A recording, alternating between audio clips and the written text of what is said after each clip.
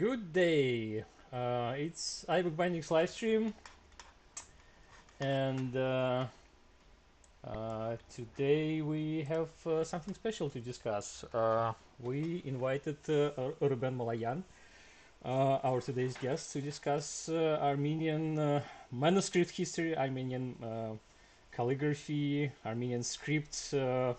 A lot of bookish stuff related to Armenian and Armenian history. So we're happy to have you here, Ruben. Thank you for this opportunity and invitation. It's very nice of you, and I have a lot of respect for bookbinders, Yeah. and anything that is actually related to book culture is to me sacred. I would not even be scared to say that word. So I'm really happy to be here. Great. So I'm Stepan. I'm in Windsor, UK. Pavel is joining us from Fine. Serbia, from Belgrade. And Ruben, where are you located at the moment? I'm in Yerevan, Armenia. Okay. We are freezing here because it's 3rd of May, but it's 10 degrees outside. And it's Okay. unbelievable. It's quite cold, so we are all kind of, freaked out. But yeah, it's basically spring, so supposed to be warm, but not yet. So I'm here in my studio, and now if you want, I'd like to introduce myself, who I am, what I do. Yeah, sure. So by education, I'm a graphic artist. I studied painting for 4 years and graphic arts, that is special methods of printing like etching and linocut and all silk screen and stuff like that. By profession, I'm a graphic designer and art director, but I don't do so much commercial work anymore because I kind of got tired of it and started teaching, which was always something I wanted to do. And my father was a teacher of drawing for 40 years, so it's in my genes, I suppose. And so this is my background. I teach right now at the American University of Armenia, which is in Yerevan, not so far from where I am. It's probably the best university in this country.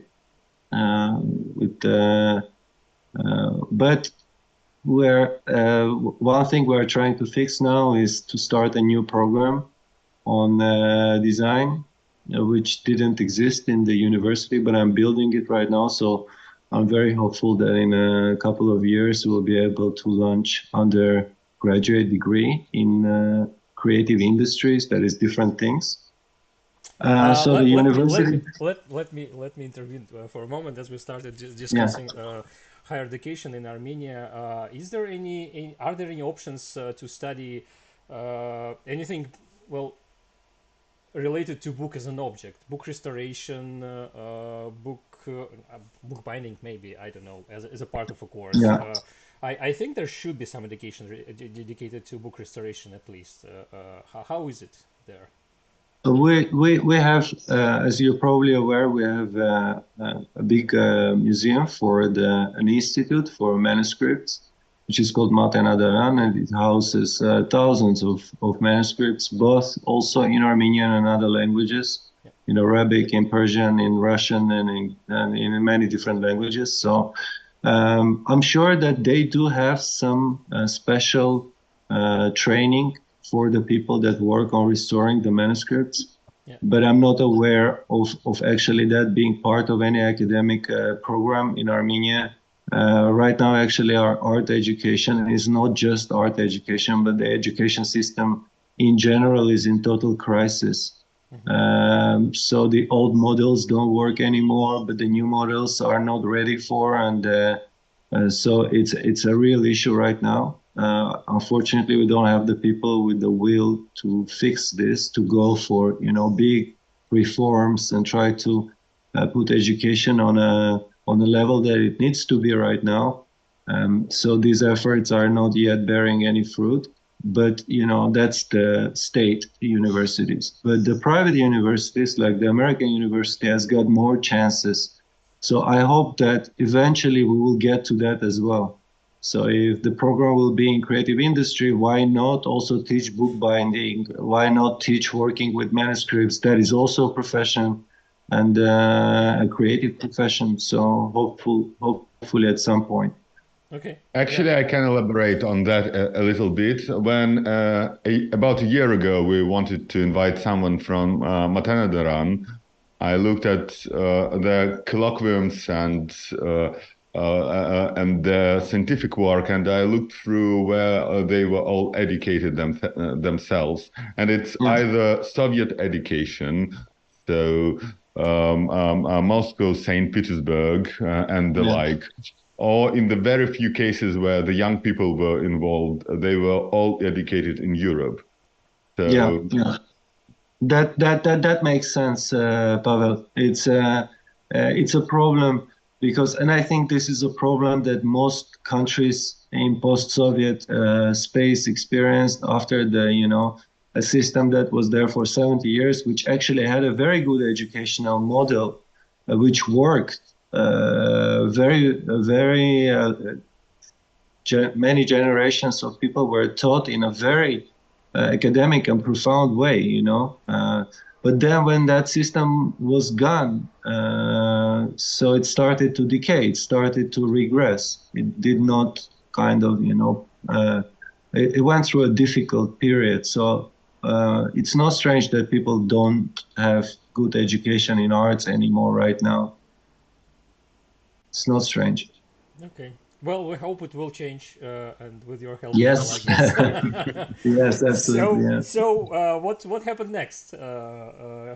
How did you get to calligraphy and all that stuff? Well, I was actually one day I got a letter from New York, and it was from editors of this book, which is the Encyclopedia of Calligraphy, that was published in New York in 2011.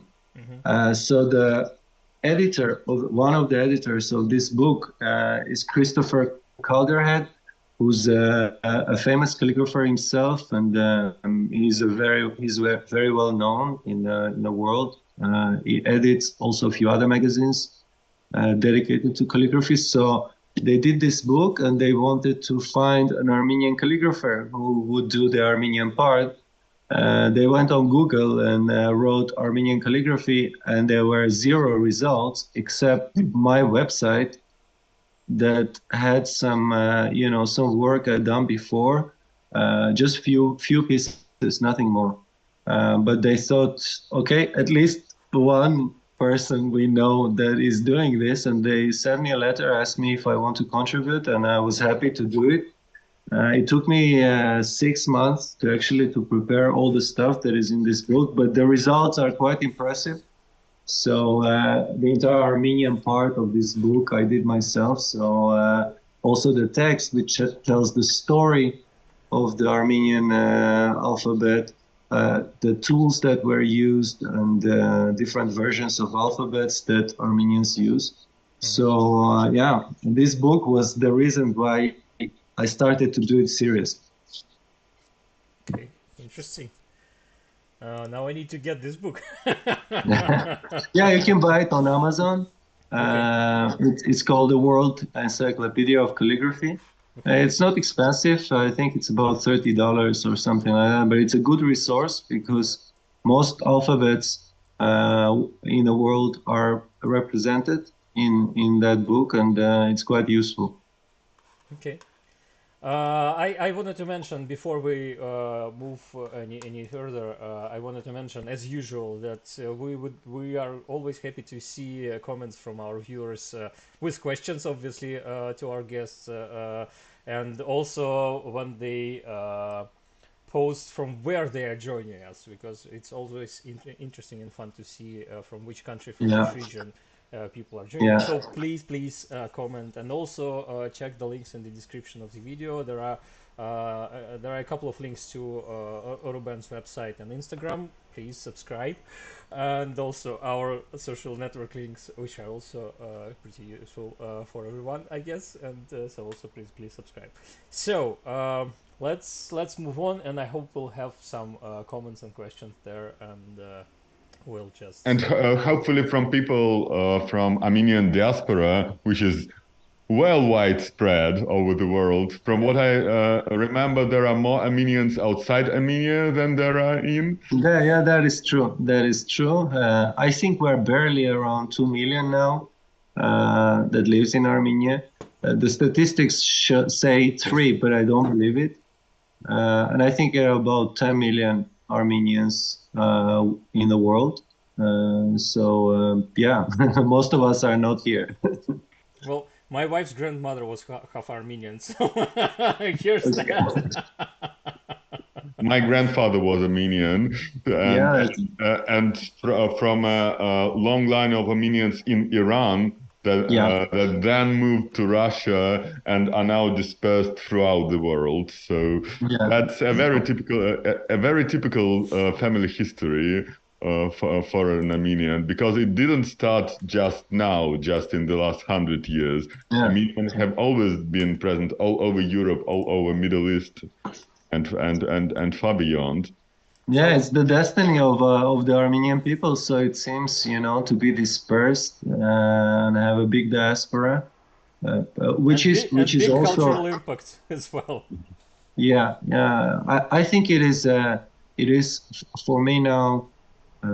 It is very important, because the diaspora is sort of, the Noah's Ark, I would say, in a sense of culture, because, Armenia is in a very difficult political situation right now. We experienced a catastrophic war just 2 years ago, so the nation is going through a trauma, which is an ongoing process, and it's quite painful. So the diaspora is something that that no matter what happens to us here, we still have a lot of Armenian culture spread around the globe.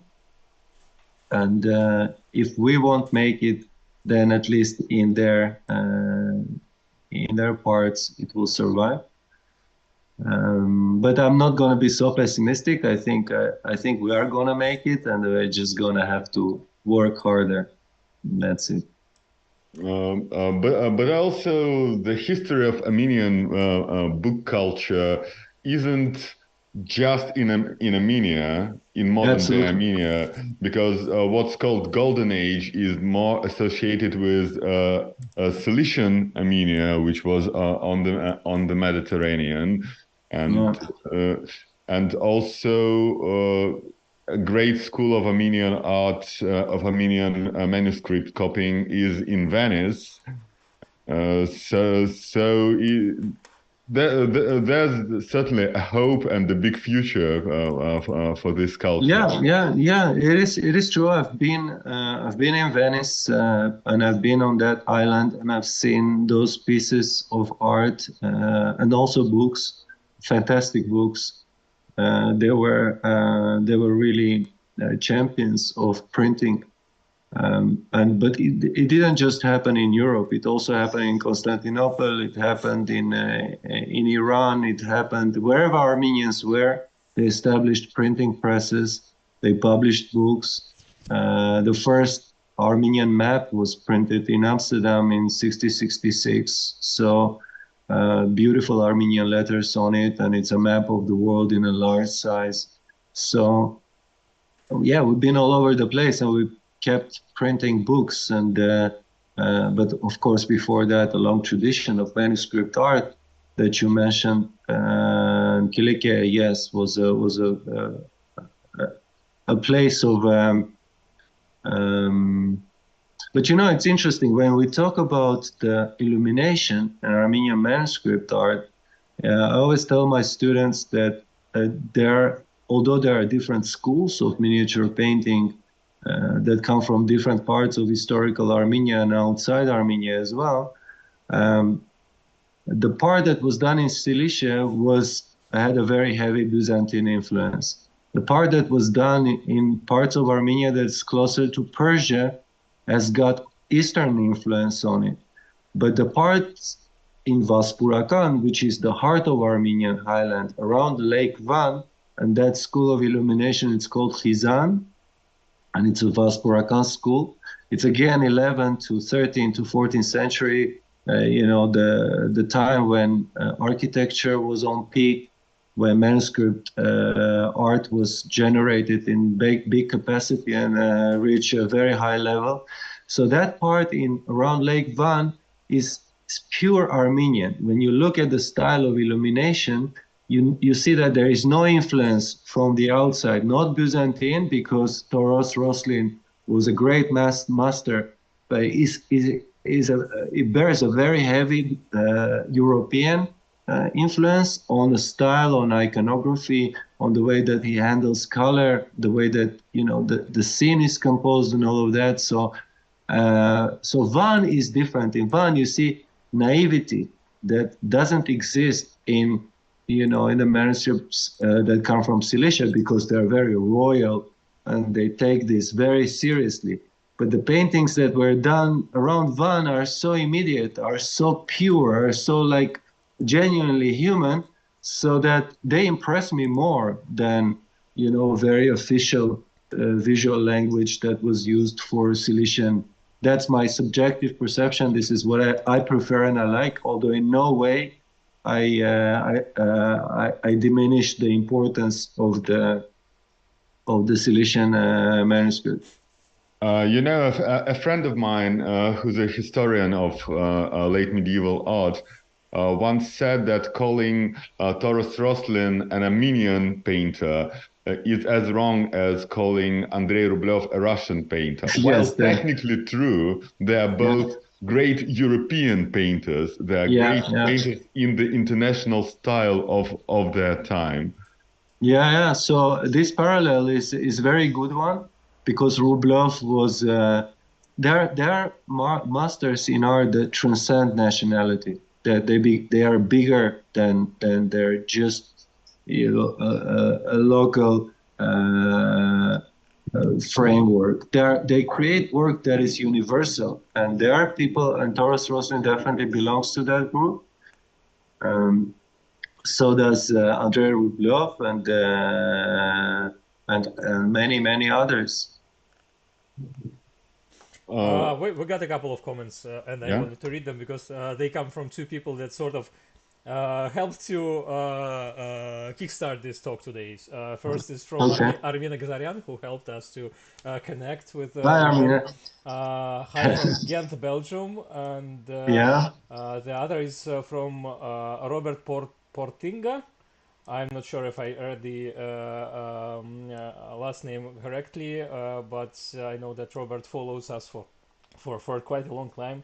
Barov Dzes from Holland, thank you for taking the time to speak to us. I'd love to hear how the Armenian calligraphy is connected to the traditional Trichnagir bird letters and how these letters came to be in the tradition. So if that's a question that goes along your today's story, that's absolutely. Well, look, guys, we have to make a distinction, and this is important. We have to make a distinction between miniature painting and calligraphy, even though these two overlap, but they are not the same thing. So when you talk about letters constructed from birds in contemporary terms, I would call that lettering. And not calligraphy. It is classically considered a miniature painting, so it is wrong to call it calligraphy, because calligraphy focuses on the plasticity of the letter itself, is not decorating the letter or using letter shape to create an image, be it a person, a bird, or whatever you want, but rather focuses on the letter itself and on the plasticity of the letter. So this we need to sort of draw the line between the two, because the manuscript art and manuscript painting has been extensively studied, but calligraphy was not. And it was not because both of them were perceived as the same. Even though calligraphy needs a separate study, it is a different thing. So when somebody asks me, like, could I write in Tershnagir to try to in those bird letters, I tell them I can, but I'm not gonna write them. I'm gonna draw them. That's the difference. You're not writing these letters. You are drawing them. Okay. So if you look at the interestingly, Armenian was always basically very mixed up. So there wasn't really a uniform way to compose a page in let's say a Bible, because there was some, of course, logic of how the page is constructed, how much text can you put in, but there is also was very arbitrary. So a lot of the time there are no clear rules. Every scribe who worked on that manuscript had his own idea on how to manage the information on the page, and scripts were mixed. A lot of scripts were used simultaneously. So they would write, and it's the same, I think, in European manuscripts as well. If it's written in Gothic, most of the time the capital letters are decorated, are larger, are bigger. So basically the same logic Armenian follows. So in Armenian case, it could be the first letter would be drawn as a Tershnagir or in other decorative style, and the rest of the text was written with a uniform bolorgir, I think mostly for readability, so that it would be easier for you to read the text. Perhaps then we could go to the beginning and say how Armenian calligraphy begins, because from what I remember, the earliest examples of Armenian alphabet are inscriptions. But Yeah. what actually do we know in terms of calligraphy? Yeah, and this is an interesting story. This is really interesting story because there is a lot of debate and a lot of controversy regarding the origins of the Armenian alphabet. And I'm going to be careful with what I'm going to say, because there are some things that are not really, you cannot speak about them with 100% certainty. We're talking about events that happened over 1600 years ago, and things that happened 5,000 years ago or 10,000 years ago, of which we have no record. So it is, and I don't want to speculate too much, but I will suggest we do a reasonable thing. It is just look at this question from a rational point of view, from the point of view of practice, how useful it would be, and then it would make sense whether what I'm saying is makes sense or not. So the official story is that Mesrop Mashtots in the 5th century creates Armenian alphabet, which is 36 classical letters. 36 is not an accidental number, because alphabet was mathematical formula. We did mathematics using Armenian letters, just the same way that Latins or Romans did use Latin letters for mathematics, because the Arabic letters came much later. So initially, when Mashtots was actually compiling the alphabet, he was thinking of mathematics. He was thinking about the mathematical formula arranged in the alphabet. And 36 is not, like I said, is not accidental. It's the 24 that come from Aramaic and Greek, and addition of 12 letters which were missing. Missing because Armenian phonetically is much diverse, more diverse than Greek, for example, or any other language. So we have a lot of letters that sound slightly different, but have an exclusive letter assigned to the sound, like B, P, and P. We have a letter for P, which is a very soft one. We have C, C, and Z. Imagine the range that is just the phonetics of the language.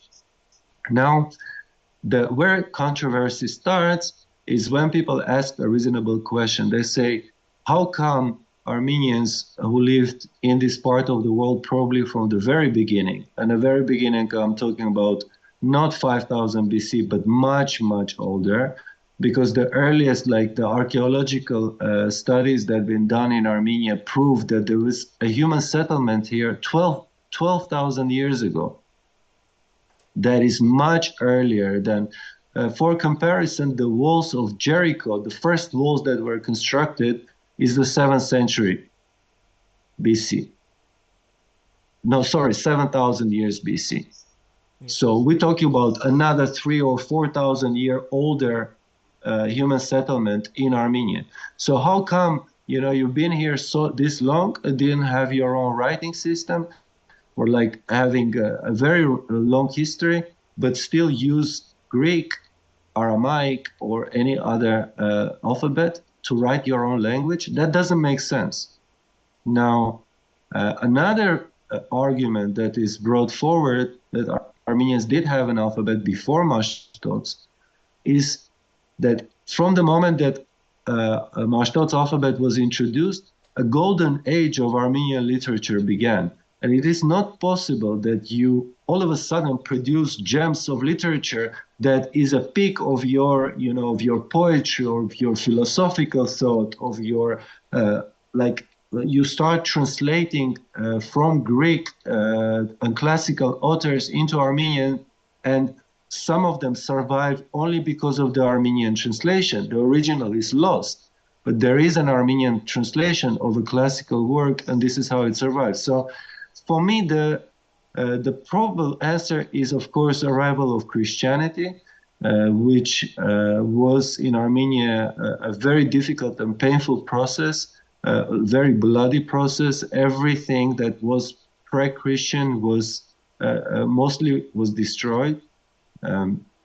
All the pagan, you know, culture that was very deep in Armenians. Armenians been, you know, been around. It's one of the oldest nations in the world, you know, and they've been around a very long time. So they had a very strong system of beliefs in their own gods.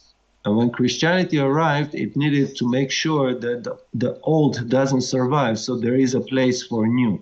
If you want to plant a tree, you have to make sure that the ground is leveled. And this is what they did. And most likely Armenian alphabet that was pre-Christian fell a victim to that process just as well. And what do you think about the influence of cuneiform? Because when I went to Armenia, in the earliest churches, you often find incorporated stones covered in cuneiform. They often have crosses cut over them, but the crosses themselves respect the text. They destroy as little as possible. So it could be that some form of cuneiform was used in Urartu, say? Look, I have to also say something that is very important that we understand.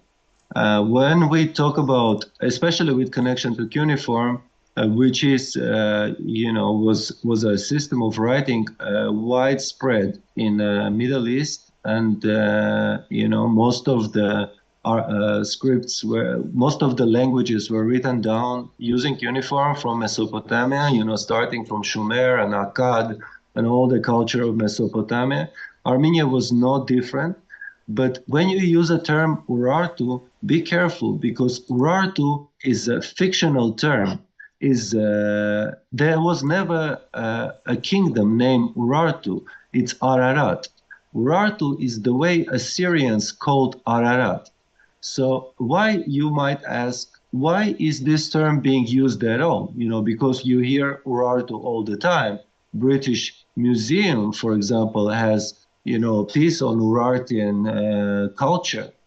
Wait a minute.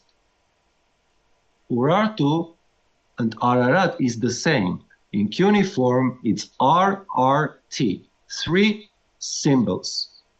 So you can read it as Urartu, you can read it as Ararat. Now, problem, and this term Urartu, it's an exonym. It's the way that others call us. We don't call ourselves Armenia, right? We call ourselves Hayastan. So the way others call us is Armenia, but we'll call ourselves by a different name. And the same story happened with Urartu. the real name is Ararat, but Assyrians pronounced it Urartu, and this is how it stayed. Now, why was this term pushed forward and not Ararat? Is because when Armenians, when a kingdom which is much older than the inscription of Darius, which mentions Armenia for the first time, calls it Armenia, that happens many centuries later. Urartu is older. But if Urartu is called Ararat, Armenians have a claim to that place, you know? It is where we come from. So let's use Urartu, which sounds less Armenian than Ararat. So the Armenians won't, you know, come and say, look, you are talking about our culture. It is us. You just call us by that name. So it's a political issue, and I think Armenians should stop using term Urartu and call it by its real name, Ararat. It's nothing else. In Bible, it's Ararat. In Bible, it's spelled Ararat and not Urartu. So I'm sorry. It is Ararat. So anyway, going back to the alphabet, I wanted to ask you another contentious question. Do you, as a specialist in calligraphy and as someone who studied alphabets, think that all the three Caucasian alphabets were invented, if not by the same person, then certainly in the same milieu? So Armenian, Georgian, and Caucasian Albania. Yes, I know we don't have much from the last one, but enough to make a judgment.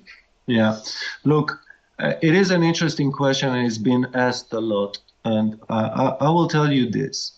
In that time, a person like Mashtots was nowhere to be found except in Armenia. And this is not strange, because we gave birth to somebody who's got the mental capacity, the intellectual capacity, and the commitment to do things that others just simply couldn't do. So he was, in a sense, he was in the edge of the spear. He was that good. And when you are that good, it's natural that, you know, others want to use your services, because if you are best in what you are doing, and Mashtots certainly proved it with the Armenian alphabet, it was the first alphabet that he did. Although, again, let's just also clarify that Mashtots was a linguist. His job was to arrange Armenian, the phonetical lineup of the Armenian. He's using a certain logic, right? So A, B, G, D, Y, Z, etc., 36 letters. He is arranging them phonetically. The second part comes, what kind of signs do you use for every sound, right? So Mashtots had to make sure that they don't look like Greek, because then we would be confused. You know, people would not make a distinction. They would think that it's Greek. So it had to look different than Greek. And Greek was very important because it was the time when Byzantium was already there. The Roman Empire became Byzantium, and the Greek language was a very dominant language in this part of the world, in Asia Minor. So it had to look different. And the second thing was how to the written language is connected absolutely to spoken language, and the spoken language is a complex language. It's got difficult grammar, difficult orthography, very peculiar, because Armenians are, you know, living in this geographical location, and that is the location that influences the linguistic thinking. It influences all things, in fact, including the alphabet. So Mashtots was definitely that good, and when the Georgian king asked him to devise a Georgian alphabet, I think that was a very normal practice. I don't think there is anything here strange or unusual, because, you know, it wasn't the time when the borders were the way that they were today, you know. you couldn't know at some point whether you are in Georgia or you are in Armenia, because we're, brother and sister. We live next, side by side. We speak different languages, but we're close neighbors. So I do believe that Mashtots, yes, did the Georgian alphabet. Actually, Georgians changed their script 3 times. So the one that they're using today have got nothing to do with that early script that was devised by Mashtots, and it's not mutually intelligible, so they cannot read it. Those Georgians live today, they cannot read the old Georgian script. It's completely different from what they are using today. And Albanian, yes, it's very similar. Visually, very similar to Armenian. Most of the letters are Armenian letters. It's just assigned different phonetic values.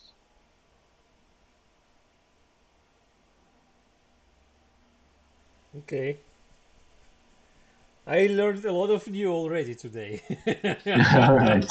Thank you for that. So you've mentioned that almost right after the introduction of this new alphabet, there was an explosion of literary objects, and the heritage is huge. So what about the calligraphy of this time? Yeah. So as a calligrapher, I will tell you one thing. For example, I want to show you something I just wrote. So this is a piece by Komitas. It's actually sort of like a morning, something you would say in a morning, like good morning in a poetic way. Okay. So if you look at the script itself and the way that the calligraphy of it is handled, there's always a calligrapher always works a very fine line between beauty and readability. This is a difficult issue because if you want it to be perfectly legible, readable, you must simplify the letter shapes. You must not do them in too extravagantly, otherwise the readability is lost. In Armenian, it's even more difficult than it is in Latin. Latin is a very flexible alphabet. Armenian is not very flexible. Armenian is a difficult alphabet for a calligrapher to work with. So there is something we call the letter skeleton, like the backbone of the letter, right? So Mashtots basically said the Armenian alpha should look this way, but he used a professional calligrapher who was Greek to take a tool and actually work out the shape of the letter itself, right? So the backbone, the spine of the letter, Mashtot suggested, probably also with the help of the calligrapher, let's say, let's make it this way, so it will look different from alpha. There is no other alphabet that is using this shape. You also have to make sure of that, right? So it was a collaboration between a linguist and a calligrapher. A collaboration that resulted in the end in 36 perfect letters, mathematical formula that was used for astronomy, mathematics, alchemy, whatever you want to call it. Alphabet was the thing that was used. Now, in a manuscript, you have to make sure that the text is, especially if it's dogmatic content, like, for example, Bible, right? So when it's the Astvats Ashunch, we call it in Armenian, Astvats is God, Shunch is a breath. So it's a breath of God. This is how Bible is called in Armenian. And we have Nor Katakaran and Hin Katakaran. Hin Katakaran is the Old Testament, and Nor Katakaran is a New Testament, right? So when the content of the book is sacred, it is quite important that you don't, first you can't make any mistakes. If you do a mistake, you have to start over. The second thing is you can't really, bend the text the way you like. So there was like for people who used to sit and write the entire book by hand, it was important to make sure that it's that the shapes of the letters are consistent, that the text can be read, that it can be used by a person to read from it, because he doesn't know it by heart, so he needs to read it. If you need to read it, it has to be legible, but then at the same time it has to be also beautiful. And this is where the dilemma comes, how to make it look beautiful, sophisticated, but readable at the same time. It is not easy. I tell you, it is not easy. Would you say that the early manuscripts are written in a severe hand, in a very strict one, and it gets looser with time, or are development? It's often said that Armenian scripts developed in parallel with scripts in Greek and Latin. Yeah. So there are some fashionable influences, but surely there are some inner workings here too. Look, I don't think that, it was that dogmatic, that strict. I think it was left to the calligrapher himself, his ethics. How should he use alphabet when he's writing text that is sacred and religious in nature, right? Because one thing is when you write a personal letter, then you are free to do whatever you want to do. But if you're writing a text that needs to be, perfect, because it's a word of God, so it's got to be perfect, and you have to restrain yourself a lot of the time not to do too much with it. But I think until perhaps late Middle Ages, everything was basically used in a common style, which became base for the letters we use for printing today. When we print text in Armenian books, it's slanted, it's italic. Well, at least we used to do it like this before the 90s. It was always italic. It was always slanted to the under angle. And that's because Armenian text is easier to read when it's italic. It comes from the manuscripts.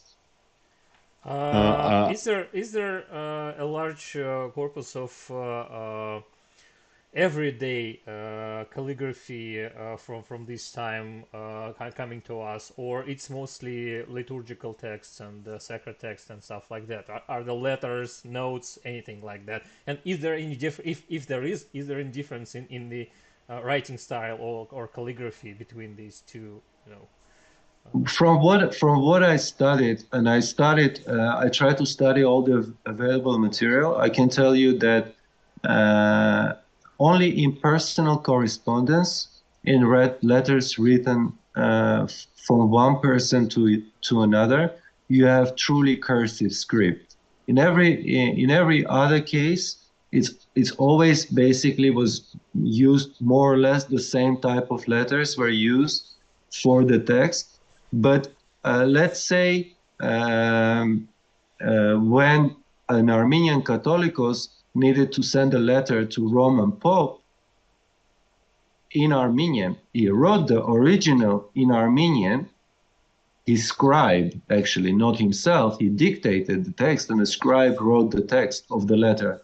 Then that letter was translated either in Rome, that in Vatican, the Roman Pope had somebody who read Armenian and could read the letter for himself, because I'm not aware of the translation, visual translations of the same letter in Armenian and in Latin.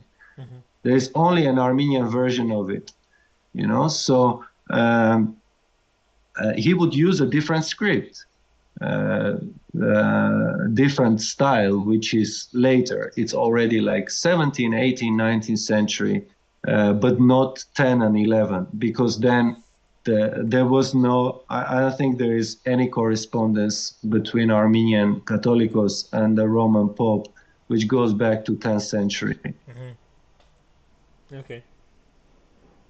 Now you mentioned how the modern italic script of printed Armenian is related to the manuscript hand.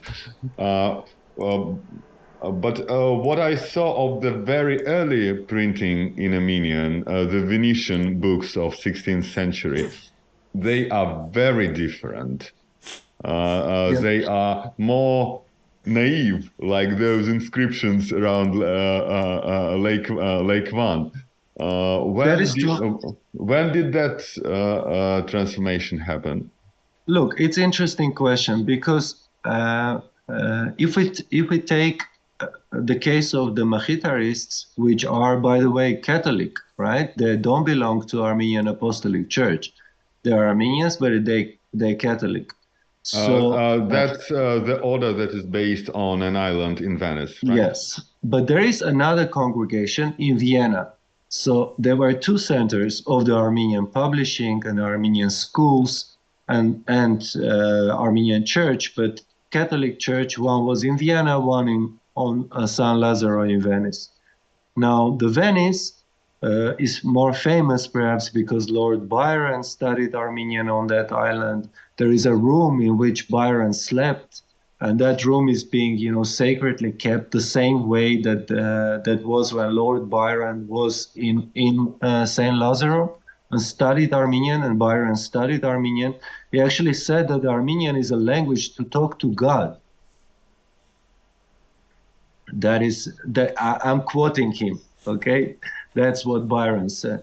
Now, naturally, because it's an Armenian island in Europe, and the surrounding is basically using Latin script, so Armenian needed to look slightly different for it to work organically with Latin alphabet. Let's say you had a text in French and you needed an Armenian to come along with it on the same page, share the same space. You had to make sure that Armenian letters in some way conform to the Latin standards, right? So they started working on different versions of the alphabets used for printing, started to do decorative alphabets that look, Armenian, but also European. And they were very successful in that. So they published different books. There is actually one very interesting one, a tiny little book that was published in France, in Paris, by somebody who claimed to be a descendant of Lusignan, the last French king, Armenian king in Kilikia, because there was a royalty there that was intermarried to the European royal families.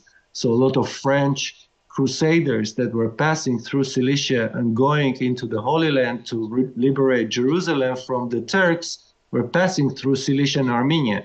Now, Cilician Armenia was Christian. They wanted to help the Crusaders because they were Christian like themselves, and they provided transportation. They provided safe route for the Crusaders who traveled by on foot to Italy, sailed from Italy to Cilicia, and from Cilicia went down to Palestine.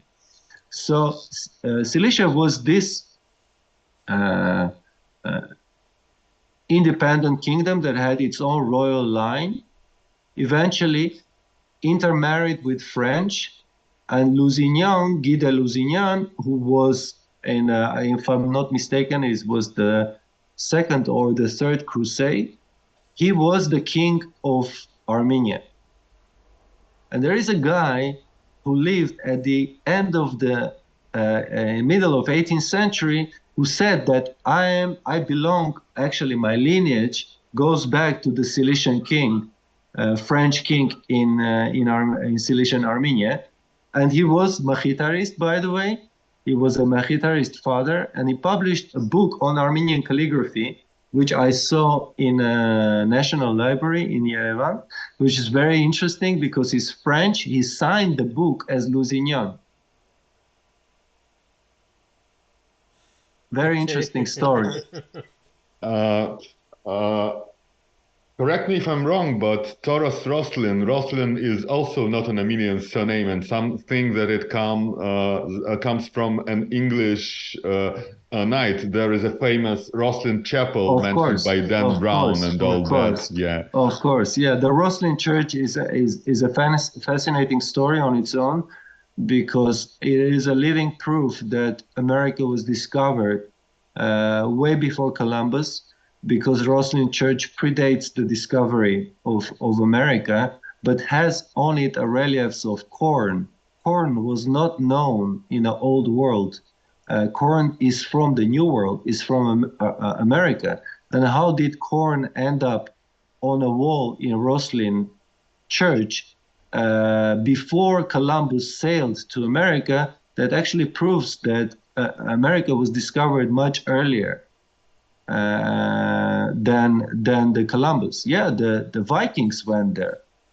The Vikings sailed to America, discovered America, brought corn from America, and that also ended up on Roslin Church. So I was always curious if there is a connection between Roslin Church and Taurus Roslin, and unfortunately I cannot. I don't have an answer to that. I would very much like to know myself. Well, we know that some of the Roslins intermarried in the Middle East, but we don't know to whom. Nor do we know who were Taurus Roslin's ancestors. So there is a gap, but it's very, very likely. He certainly wouldn't be the only descendant of a mixed marriage at that time. He was from he was from aristocratic family, close to the king. He enjoyed a very big support from the royal family because they recognized his talent, and he was like something like Velázquez was, at the court of the King of Spain, because he was the official painter of the court. Same way Roslin was at the court of the Cilician king. Because of his first, he was highly born. He was from a noble family. Second, he was a very talented man, a useful man. So he was close to the king. We have another comment on YouTube, and I invite our viewers to share from where they are joining us, because it's always interesting to see that. And if you have any questions, please ask them, because we're already talking for 50 minutes and we have something like 40 minutes left. So if you have questions and if you will ask them at the last moment, we just have a chance not to have enough time to answer them. So Turgon92, another of our regular viewers, hello all, love to Armenia and its various art forms, greetings from Athens. Greece is watching us. Thank you. Same to you. Yeah. So, Pavel, what else? You had a range of questions. I don't think you went through all of them. I also had something that's I started reading the comment and forgot everything I wanted to ask. I wanted to ask you about the influence of the further flung diasporas than that of Kilikia. There is a very ancient presence of Armenians in Jerusalem, and some of the earliest examples of Armenian alphabets come from mosaics in Jerusalem. Then we also have mentions of diaspora as far as France in early middle. Oops. We lost the connection. We lost connection for a while. Let's see what's happening. Just give us a moment and everything will be fine, I hope. One hopes, yeah. Meanwhile, I would like to recommend everyone to visit our guest's website. Ruben has a very comprehensive historical sketch of Armenian calligraphy. Let me just share a link for you. Yep. Yeah, I'm waiting for Ruben to answer to me Mhm. on Facebook, and we'll see if we can connect back to Perhaps I us. could just. Yeah, Oh, yeah. yeah. Just a moment. Let So, me. yeah, I think the problem with the connection. And can can Can can you you turn your please? phone once again? Turn Yeah, it yeah. up. Yeah. Yeah, sorry. Great. I'm in an old building and cellular. I have internet only on my phone, Yeah. so sometimes it goes off and on. I like. Sorry about that, but I like to say a few things about Jerusalem. And Jerusalem is a really interesting story, and the connection of Armenians to Jerusalem is a very special one. So again, a very old community. I think Armenian presence in Jerusalem starts from 4th century or something like that. So of course, after the adoption of Christianity in Armenia, there was a lot of pilgrimage to Jerusalem because Jerusalem is a sacred place for Christianity. So Armenians went to Holy Land and established. There were many churches in the vicinity of Jerusalem and Jerusalem itself. Today there are only I think 2 chapels that are still in the old city, but Armenian community in Israel always, and in Palestine and in Jerusalem specifically, was always had a difficult history because they had to be very good in diplomacy. They were surrounded by Arabs who were Muslim. They were surrounded, and today they are Israelis and the Jewish, dominance over the old city, and then you have the Arabic part in Jerusalem. So it was always a very difficult place for Armenians to live, but they persisted until today. The Armenian presence in Jerusalem is uninterrupted, and they There is have. still an Armenian quarter, right? Yes, there is an Armenian quarter. And by the way, the second largest collection of the Armenian manuscripts in the world is in Jerusalem. First is Matenadaran, and second is Jerusalem. Where in the cathedral, or is there a No, no, no, library? no, no, no, no. There is a chapel, Armenian chapel, in the Armenian quarter in Old City, Jerusalem, and all the manuscripts are stored in that chapel. And masterpieces of Armenian miniature painting and book binding and manuscript binding are in Jerusalem. Unfortunately, they're difficult to access because it's you have to go through a lengthy process of waiting until they allow you to see the manuscript. If you want to see it in person, you have to go to Jerusalem. You have to live there for a while. You have to also like gain the confidence of these people so they will share it with you. It's not an open archive. You can go on, and take something and study it. You have to ask for special permissions and stuff like that. So it's quite difficult. But Nor is it digitized, as far as I know. most of it is not. And this process of digital making digital copies of the manuscripts is happening in Matenadaran, but also unfortunately they are not sharing the material they are scanning. So for me, it's a very strange thing because if I was the guy who had access to all this material and I had a scanner, I would scan a book and put it online immediately, put it in open access, give people opportunity to see this wonderful art, these wonderful letters. Why are they kept from people? I don't understand. I think what they need to wake up and they need to understand that this is the path toward Armenian culture, and it's not their prerogative to keep that culture locked up. They need to open up. They need to share it. They need to publicize it all the time. Every time they scan something new, I want to know about this. I want to see it. I want to study it. It's important to me. But also to many, many other people. So Matenadaran, please, we beg you, start sharing. It is a magnificent museum. It's very nice to visit, but at very least they could scan the things that they can't You know can't what they show. do? They take a book open it on one page and put it under glass. And this is it. Under glass. I see only one spread. But this book is filled with illustrations. Where are they? I want to see the whole thing. So why are you? We know most of the books we know by one page. Like Echmiadzin Gospel. That is true. That is true. That is true. And many others. And it makes no sense. Actually, they were donated very expensive Japanese high-resolution scanners for this purpose, to digitize the manuscripts. And they do, but they don't share it. I was hoping you'd tell me that there is a secret link somewhere online where I can go and see it. I know they've been doing it for a while.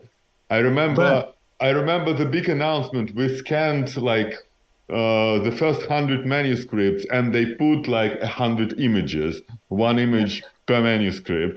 Where is the rest? But I will be happy to share with you a doc file with the links to Armenian collections in all major libraries in the world, collections of digitized manuscripts. This is a list that was compiled by a friend of mine.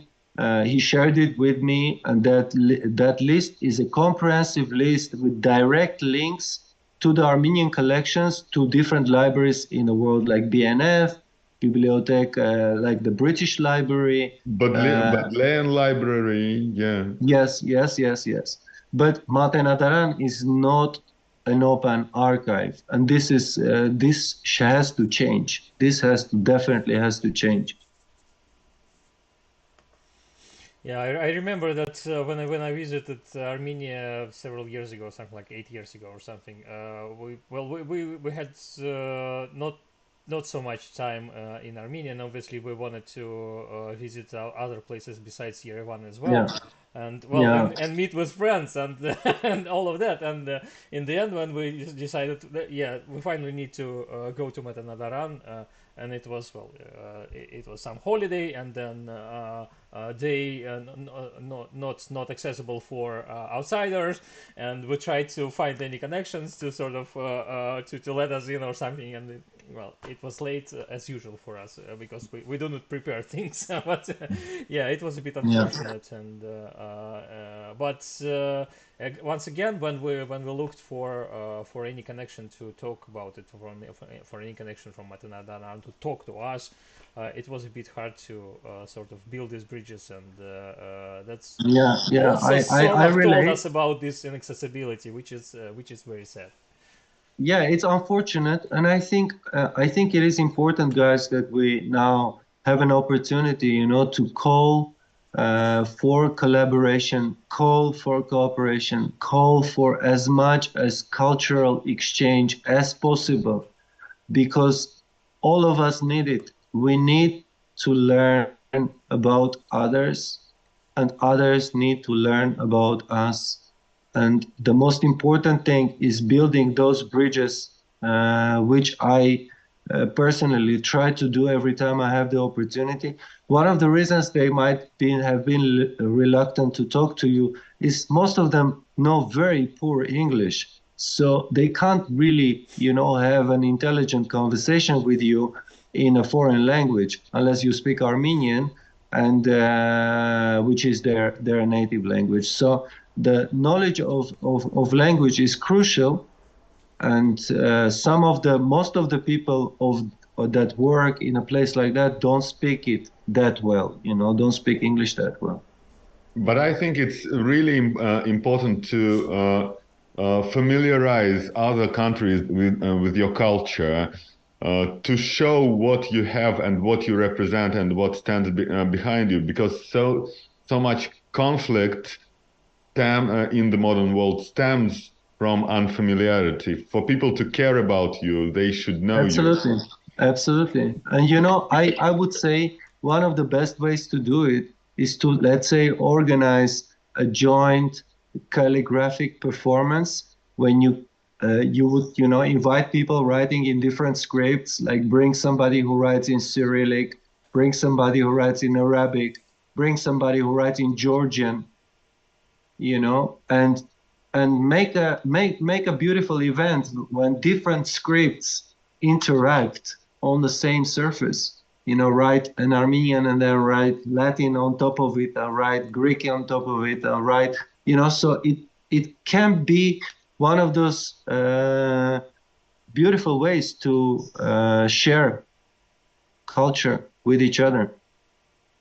Have you been participating in any such practices? Because I've heard of similar festivals in UK and in France, but I know of exhibitions of calligraphy in post-Soviet space, in Russia, in Ukraine before the war, but I don't know about what's happening in your parts. It only happened once so far. In 2017, I did it with a British calligrapher. Together, we wrote on the same big piece of paper. You know, he wrote. He actually was more drawing than writing, but I was writing in Armenian. He was writing in Latin. So it was really interesting and nice. And people, it's very pleasant to observe the process. It's very interesting to see how it's done. And I know fantastic calligrapher from Ukraine, who's one of the best. Fantastic work he does, and also there are some Georgian masters, and there are different, of course, people of high caliber in calligraphic world. And I think, you know, if we can organize one day such a festival of calligraphy in Yerevan, you know, I'll be the first one to clap my hands and say, welcome and come and let's do this here, and let's fall in love with writing.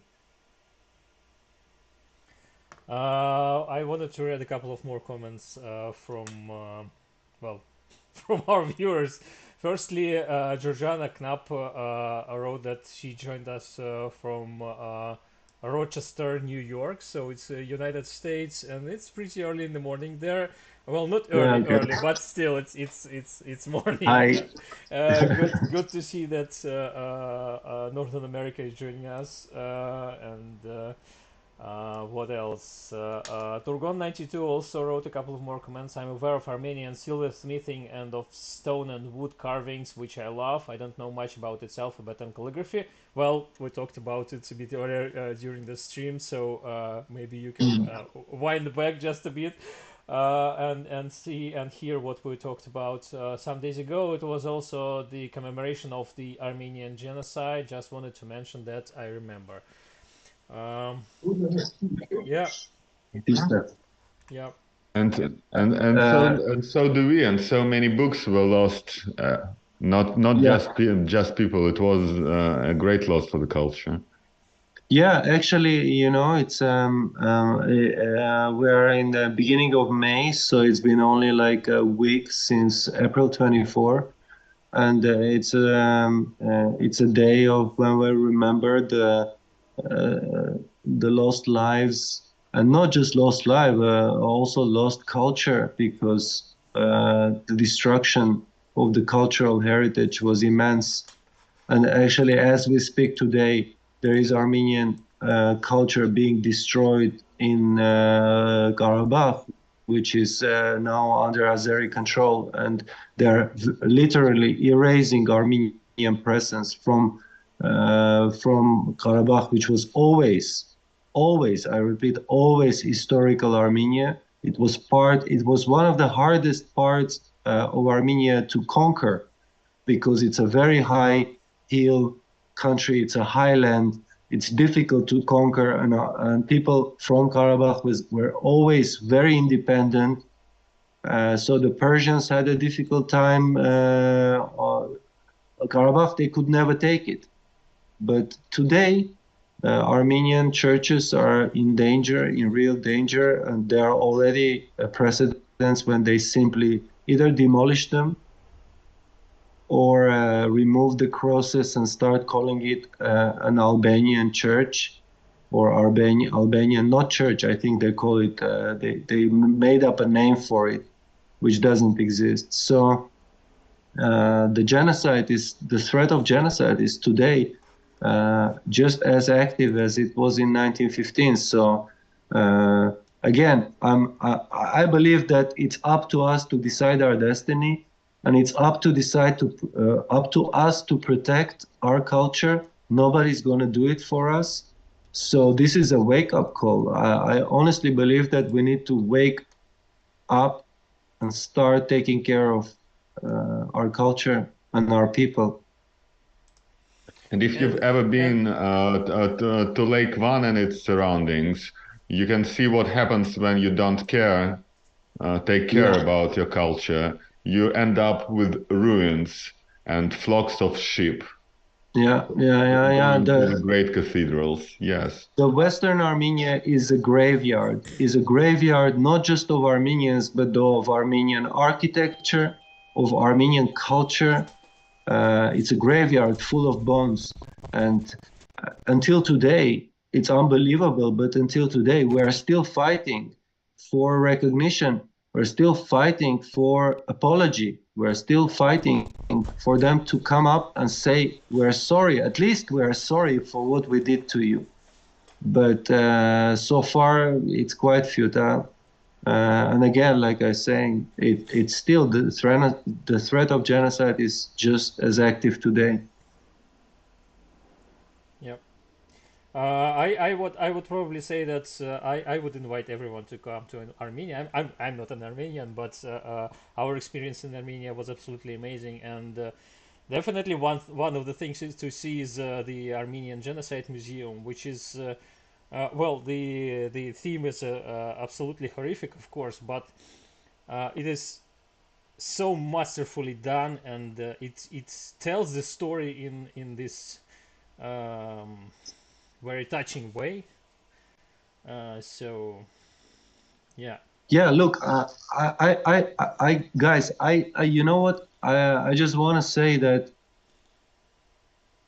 it is about staying human, feeling empathy and caring, just like we need to care today about the innocent people that die in Ukraine, that did not deserve that under any circumstances, and the Armenians who are being starved today in Azerbaijan, and we still are helpless and cannot do anything.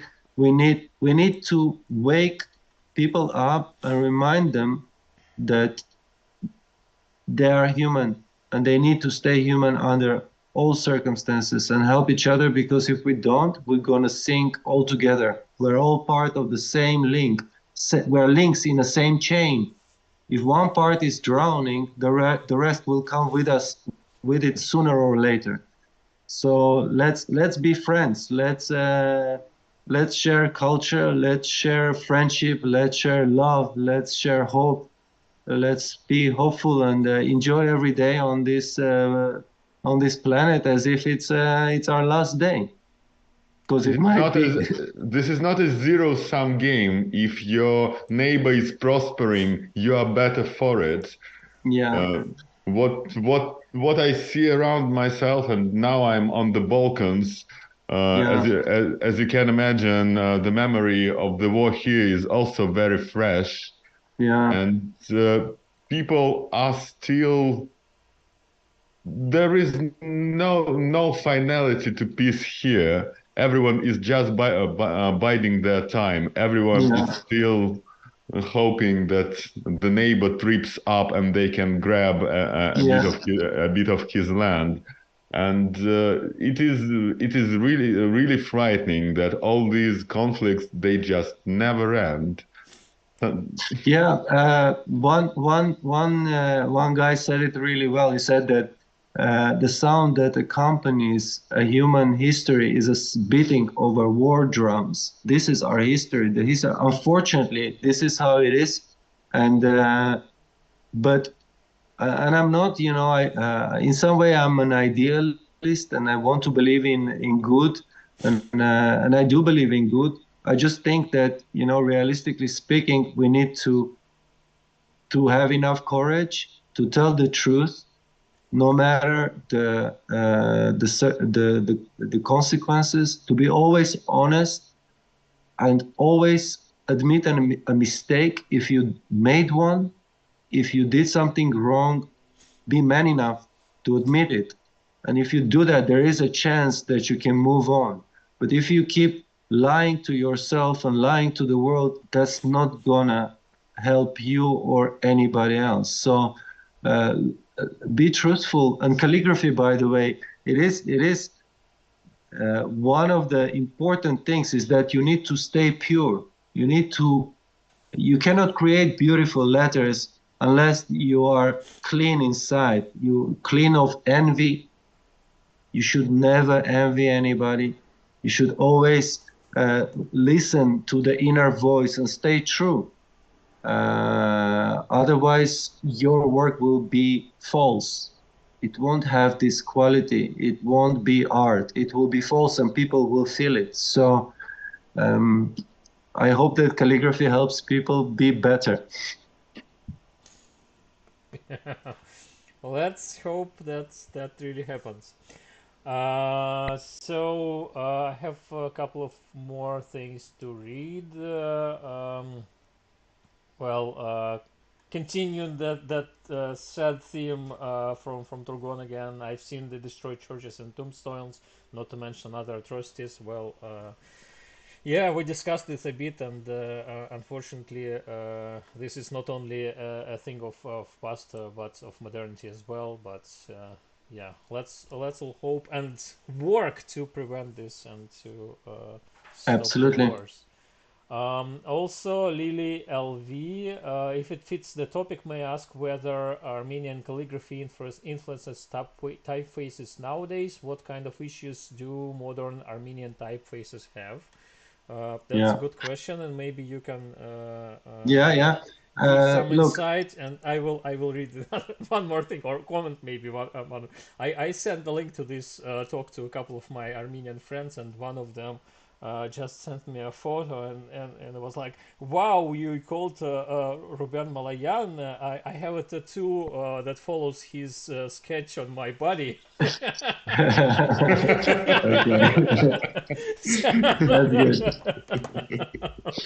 All right, so to answer Lily, I'll say yes. We're finally starting to started the process of perfecting Armenian typefaces for contemporary use. We have a fantastic event which is called Type Thursday. It's a worldwide event, happens the last Thursday of the month, everywhere in the world, in New York, in Barcelona, in Paris, in different countries. So people gather who love letters, who love typography, and they show their work, they discuss their work. So I've been helping them here in Yerevan.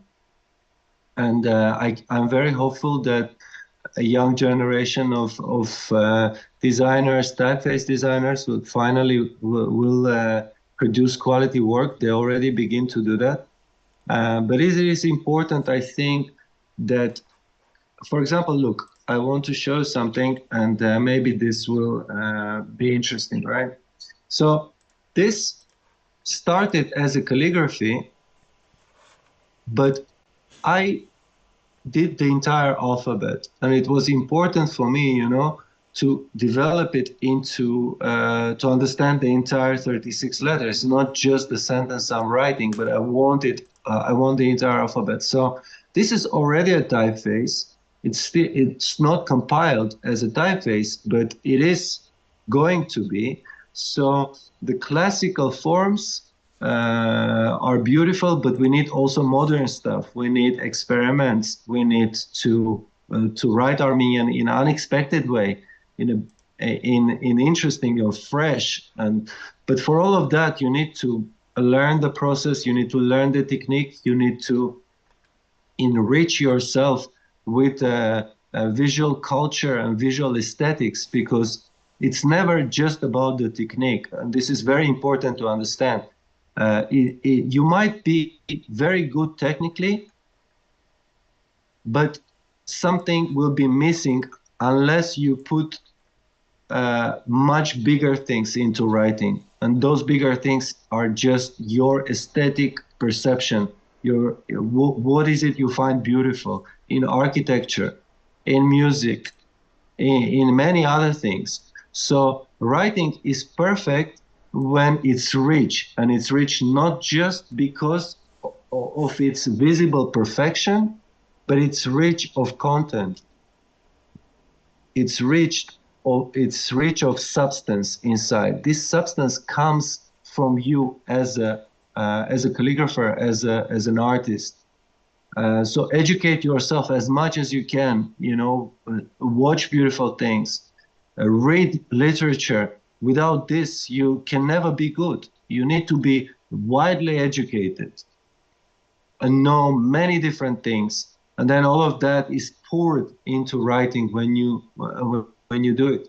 That's why the quality comes from there. So my advice to you is become better educated and commit to work. And if you do that, those two together will come, and the beautiful and wonderful things will happen. And what do you think about the young typographers and designers working with the script today? Because when you go around Yerevan, you see multiple styles. It's an attack on your senses. Every single logo is done in its own style. Do you think it's good that there is this variety, or do you think there should be, I don't know, a more wholesome approach? I think it is. This is something that Yerevan as a city needs to resolve, is to have a system, a visual system developed for the city, like the signs outside, the environment, the visual environment you live in needs to be regulated. Right now, it is not regulated at all. So as any self-respecting city, you need to respect the rules that are set up for that place. So I'm not saying that you need to be, it needs to be a dictatorship, but I think Yerevan needs a lot of cleaning. It needs visual, all that visual noise, unnecessary, not really properly, professionally done, needs to be done with, and needs to be replaced with something that visually is appealing and beautiful and is actually in our environment. So it's influencing us as we pass by, like you said. When you walk in Yerevan, it's yelling at you, and it's all very eclectic, and that maybe some part of it should stay, but I would like to see Yerevan to become visually organized, more organized than it is today. And that's just Yerevan. I'm not talking about other cities in Armenia that are stuck in a stone age. They need also this work to be done. It's not just Yerevan. Yeah, interesting. Will you talk a bit more about your modern work and maybe other calligraphers, your colleagues, what's happening on the modern calligraphy scene in Armenia, and maybe in diaspora as well? I don't know. Yeah, well, it's a difficult question because are you still the only Google result? Yeah, that's the first question. If I Google nowadays Armenian calligraphy, will your website will be the only one that pops up? I don't think so. I think there are more people that are doing this. Certainly, some of my students that I started working with about 10 years ago, today, some of them matured, some of them kept practicing, not many, but some. And I really hope that eventually, there will be a community. Right now, I think there are more people doing it outside of Armenia than here. I know, for example, Anush from Los Angeles. She's very nice. She does beautiful stuff with Armenian alphabet, and she likes writing a lot. So we always like, compliment each other because I like the way she's doing things, and obviously the feeling is mutual. And but as a community, unfortunately there isn't one, not yet. I hope that will change with incoming future, especially because I'm planning to teach calligraphy as a part of this new undergraduate degree that will happen in American universities. So there is one semester that is fully dedicated to calligraphy, and then there's going to be a semester fully dedicated to typeface design. And these two are directly connected to one another. So the experiment on paper will become type design. And this is interesting because it has to come from calligraphy. It has to come from handwriting. I know it's a bit further away from your area of expertise, but what about the printing community and bookbinding community? Do you know anything about them? Are there any members of this community in Armenia? Well, we know of some of members of this community outside of Armenia, but I'll tell you. Yeah. Actually, in Russian, and do you speak Russian? Do you understand Russian? Yeah. Sure. Okay. In Russian, there is a saying, "Нет худа без добра." Okay, so I'll explain. Because of the tragic war in Ukraine, there are a lot of very smart, very intelligent Russians that came to Armenia because they could not bear the idea of collaborating with Putin regime and staying in Putin Russia. They chose to leave. It was a difficult decision for them, I'm sure, but they are here now.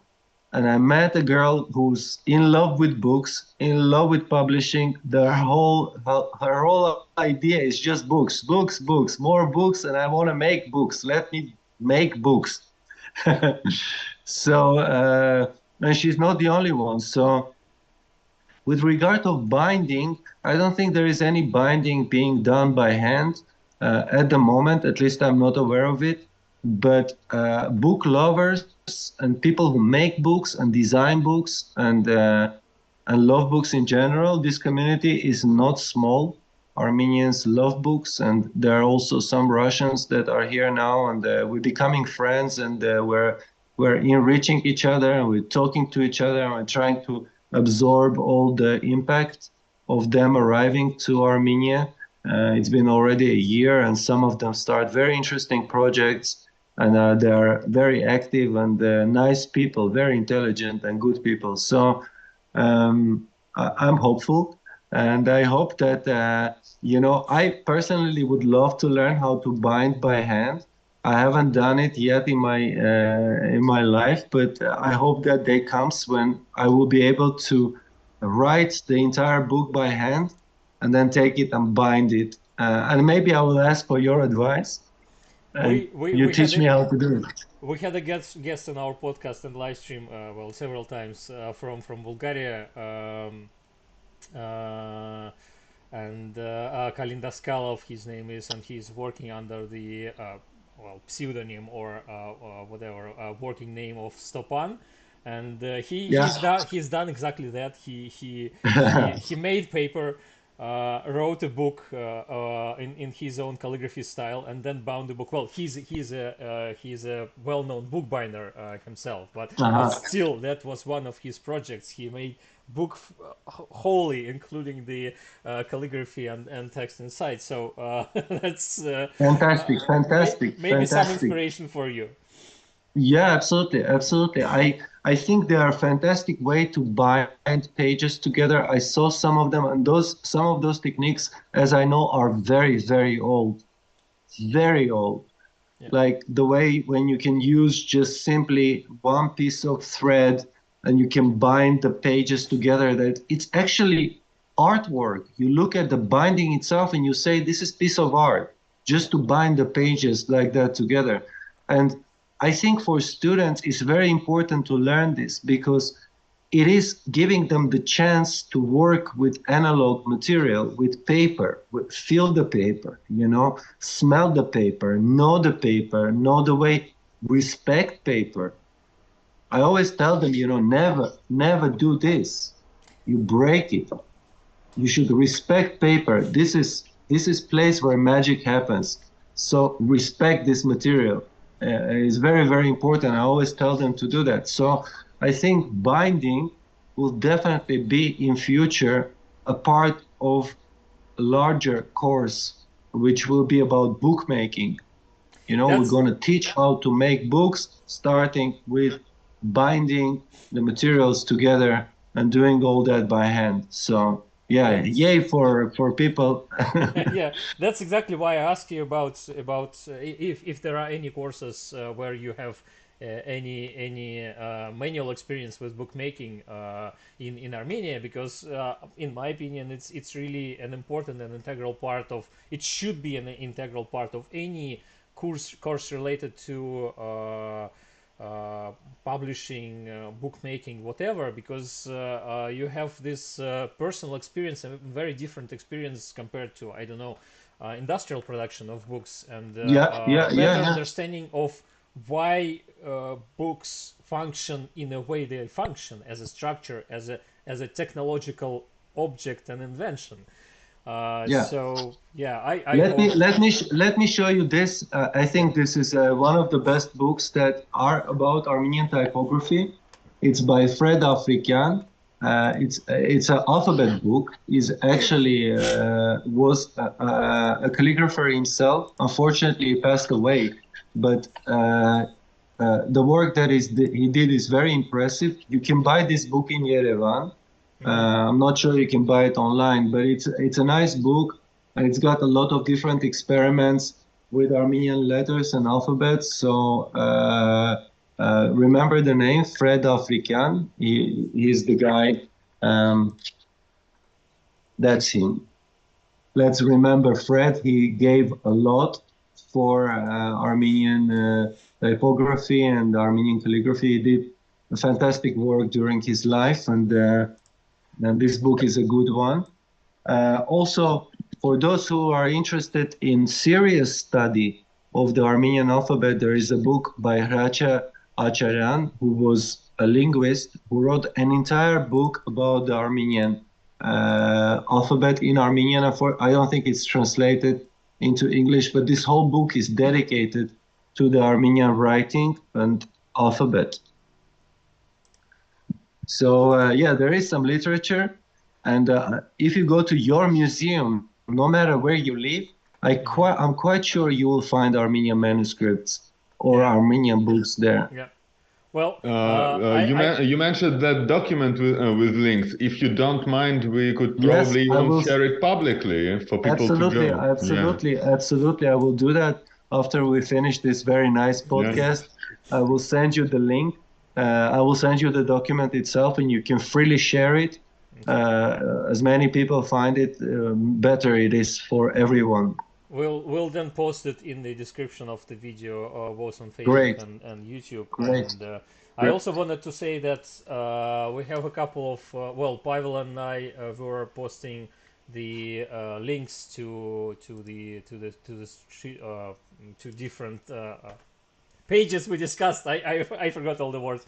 Anyway, we posted some links, and also a couple of people posted some additional links on our Facebook live stream. So that's also something that maybe somebody would like to check. And yeah.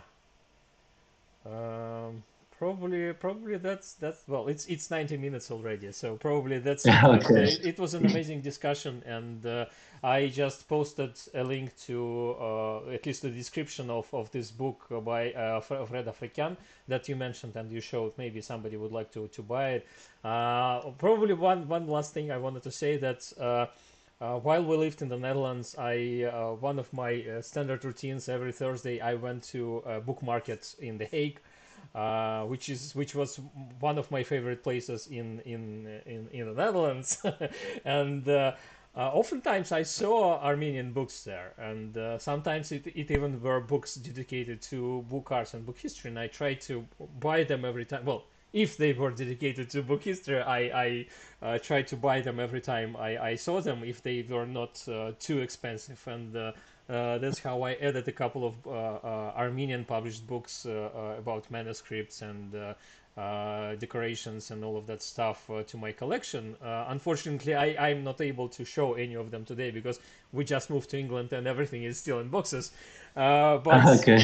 yeah, anyway, check the book markets everywhere you go, and if you see something, By the way, just there save is them. something about the Armenian community in Netherlands, which also has a very interesting history because the Armenians were responsible for trade for selling carpets that they would manufacture either in Persia or in Armenia and bring them to Europe and sell them in Europe. So a lot of the, for example, in the paintings of Hans Holbein, the famous paintings, all the carpets are Armenian carpets, and you can recognize them because of the ornament on the carpet itself. So they even have a term, Holbein carpets, but those are Armenian-made carpets, which Armenians brought to Europe.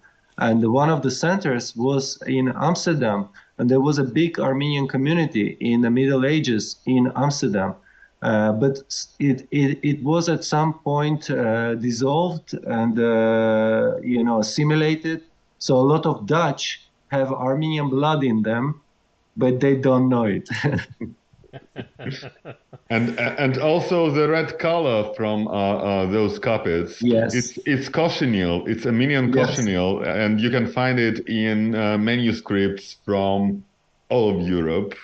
That is true. Those small crushed insects. Yeah, that produce a very dense and beautiful shade of red that was used to produce ink. This famous Armenian red color, Vortank Armid, and this is the term is in Armenian, and it was known in Europe, and it was very expensive to buy. But when you are a king and you want to commission, for your family, a royal Bible that needs to be written with the best materials, yeah, you pay for Vortank Armid too, and you use it. Yeah. And a great source on that, there was an exhibition on cochineal in the Met Museum, and they produced a voluptuous tome, and so many things there are from Armenia or made from Armenian colors.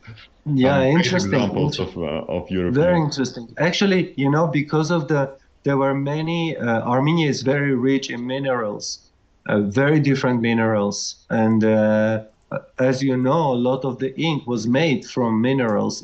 Ink was also made from wood, and it was made from the different vegetables, etc., etc. But minerals were also widely used, and lapis lazuli, which was a famous shade of blue used in the Middle East and Mesopotamia, some parts of it was coming from the Armenian highland into Mesopotamia and was used there. From Afghanistan, there were two sources. Arata, which is Ararat and Armenia, and Afghanistan on the edge of Kashmir. From there, they were also bringing lapis lazuli into Mesopotamia and used that for decoration and as a color in the birthplace of civilization. Well, at least that's how it's called today. Yeah. Well, it was very insightful and inspirational, this talk today. Thanks a lot, Ruben, for joining us, for spending time with us. I'm sure we'll find an opportunity to talk again in the future, because you obviously are working on a lot of projects, and maybe when you launch this new course you've been talking about, and you have some results and some students, maybe we can invite you with some of the students to talk about their experiences as well. Sometimes it's interesting to have like 2 or 3 guests at the same time. So that Absolutely. and Absolutely. please think about it. And so Vagan Tetavasyan on Facebook, thank you for discussion and inspiration. Love it. And thanks to everyone who's been watching us live, and thank you to everyone who will be watching this video in the future. As usual, we'll cut small bits and pieces of this video and post them on TikTok and Instagram because, well, we usually have much more views there. So that's our preferred way of, yeah. Stepan, I also want to say thank Armina because she was the one who suggested this podcast to happen, this conversation to happen, and she's in love with letters. She lives in Ghent, which is, I think, one of the most beautiful cities on the face of the planet. I was there once, and I was really blown away by the architecture and the atmosphere in Ghent. I would very much like to come back again. And I want to thank you for this opportunity and comment on the job you are doing, because on the background of all the TikTok and the unwrapping candy and getting 100,000 views because you bought a new cell phone and you show it to the people, I think talking about bookbinding, manuscript art, and history is something I would prefer. We try to do our best, and we hope more people will subscribe. So please check the links in the description, both to our social networks and to Ruben's website and Instagram. Please subscribe and stay tuned for more amazing bookish and calligraphy stuff in the future. As usual, we'll stay for a minute or so longer while the stream drops, and then that's it for today. Thanks everyone for watching. See you next time in a week. Probably we don't have a guest scheduled yet, but we'll see what we can do about it. We can do. Yeah. Thank you guys. Thank you, Pavel, and thank you, Stepan. Спасибо. Thank you a lot. Спасибо.